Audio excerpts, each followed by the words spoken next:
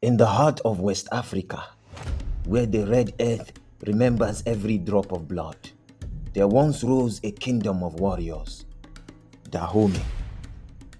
And among them stood a woman whose name burned brighter than the torches of war, Queen Hangbe. She was strength wrapped in silk, the queen of thunderous wheel and quiet fire.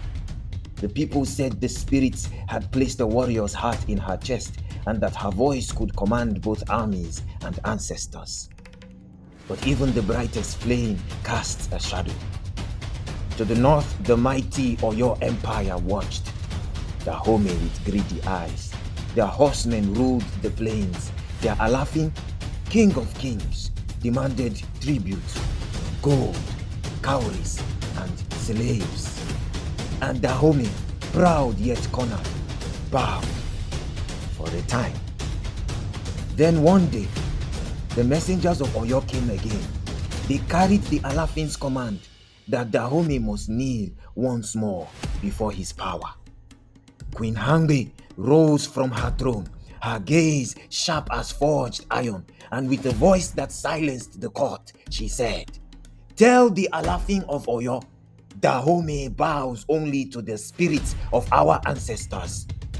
The messengers trembled, for they knew these words were fire, and fire always spreads. The Alafin's fury thundered across the plains. His cavalry, swift as storm clouds, roared to break Dahomey's defiance. But Hangbe was no ordinary queen. She called upon her army of women, warriors, whose courage would echo through the centuries. They painted their faces in sacred red, tied charms of iron to their arms, and sang war songs to their ancestors. When dawn broke, the drums of Dahomey shook the earth. The two armies met on the red plains under a burning sky. Dust rose like the spirits of the dead.